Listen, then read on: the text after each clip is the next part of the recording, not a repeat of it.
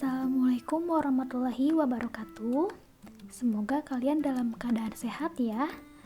Nah, hari ini kita akan belajar IPS tentang kegiatan ekonomi dalam pemanfaatan sumber daya alam.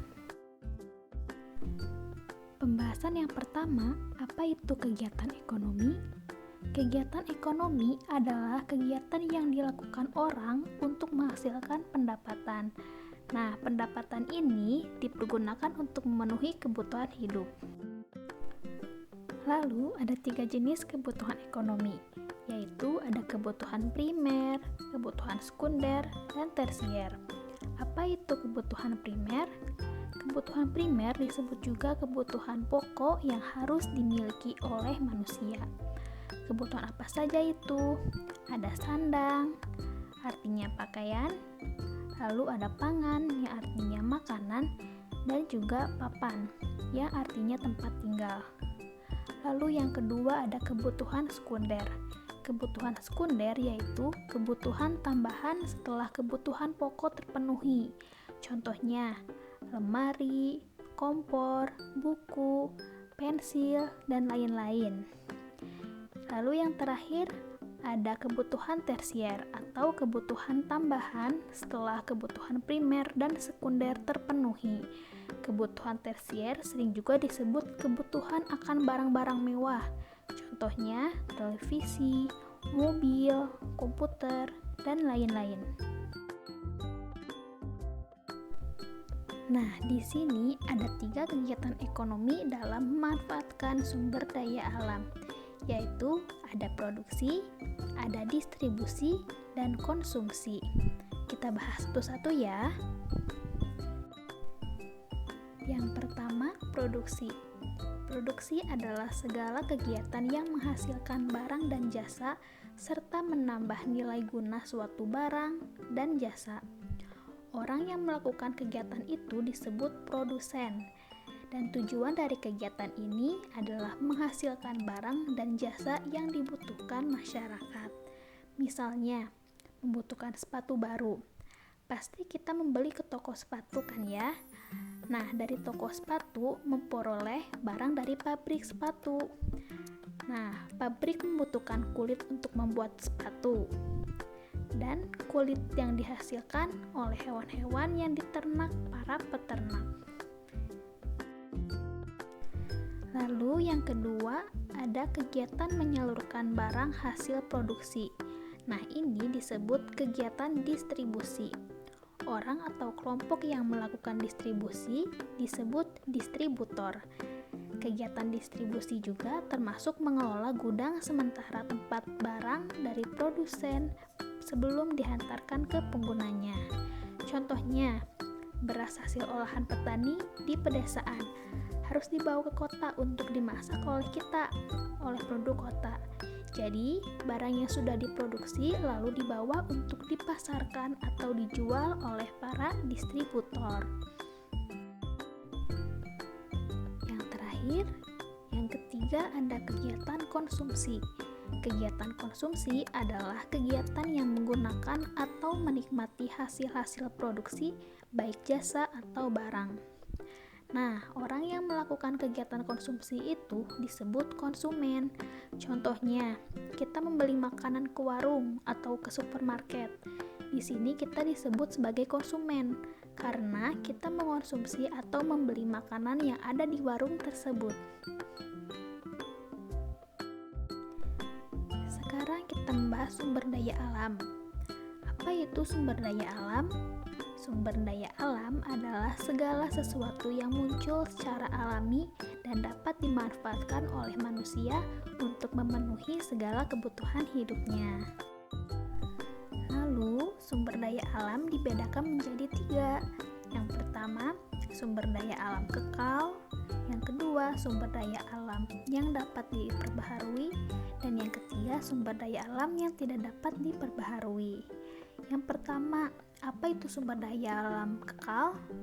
Sumber daya alam kekal yaitu sumber daya alam yang tidak akan habis walaupun digunakan terus-menerus. Contohnya, sinar matahari, angin, dan air. Lalu yang kedua, ada sumber daya alam yang dapat diperbaharui. Artinya, sumber daya alam yang dapat diusahakan kembali keberadaannya jika terancam habis. Contohnya, tumbuhan dan hewan. Dan yang terakhir, ada sumber daya alam yang tidak dapat diperbaharui. Artinya, sumber daya alam yang dapat habis jika digunakan terus-menerus. Contohnya, minyak bumi, batu bara, dan bahan tambang lainnya.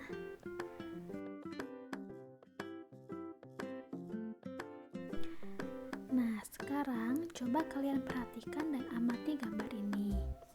Di situ kalian bisa lihat kan ada seorang dokter, ada pegawai kantoran, ada petani, lalu ada apa lagi? Ada pegawai di perindustrian. Tadi kan kalian sudah melihat ada bermacam-macam kegiatan. Nah, sekarang Ibu mau menjelaskan keterkaitan antara kegiatan ekonomi dan sumber daya alam. Ada nggak sih hubungannya antara kegiatan ekonomi dan sumber daya alam? Di sini Ibu membedakan ada masyarakat pedesaan dan masyarakat perkotaan.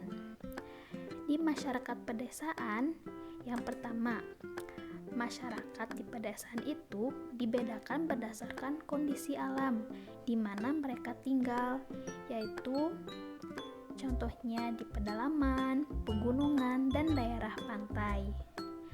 Lalu, masyarakat daerah pedalaman pada umumnya berkegiatan ekonomi seperti pertanian, contohnya petani padi dan palawija. Palawija itu seperti wortel, kacang kedelai. Jadi maksudnya palawija ini yaitu tumbuhan atau tanaman yang berumur pendek. Dan di sini ada perkebunan, contohnya seperti pohon karet dan pohon kopi. Lalu masyarakat pegunungan juga bertani untuk kegiatan ekonomi mereka, seperti contohnya sayuran dan buah. Sedangkan untuk daerah tandus, mereka biasanya memanfaatkan tanah untuk membuat kerajinan, seperti gerabah dan batu bata.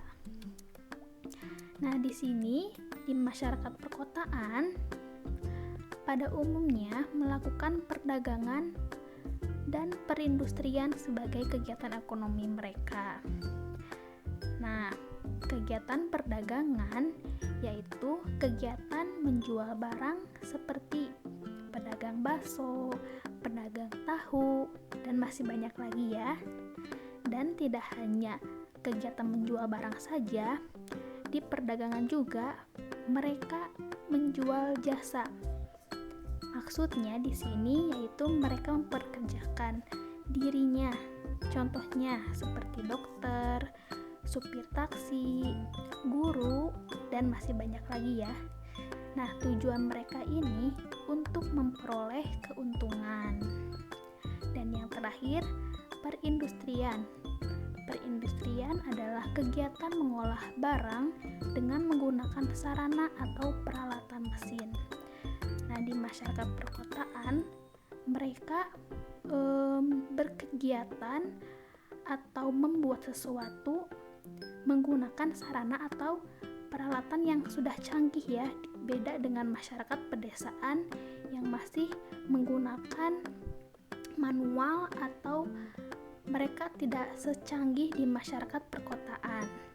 Nah, di masyarakat perkotaan, sarana atau peralatan mesin itu contohnya seperti industri pengolahan karet menjadi ban mobil atau ban motor, dan pabrik garmen, dan masih banyak lagi ya. Alhamdulillahirrahmanirrahim, materinya sudah tersampaikan ya. Semoga kalian bisa memanfaatkan ilmunya dengan baik. Cukup sekian dulu untuk pembelajaran hari ini. Kalian jaga kesehatan, tetap semangat, dan tetap patuhi protokol, juga terapkan 3M-nya ya. Wassalamualaikum warahmatullahi wabarakatuh.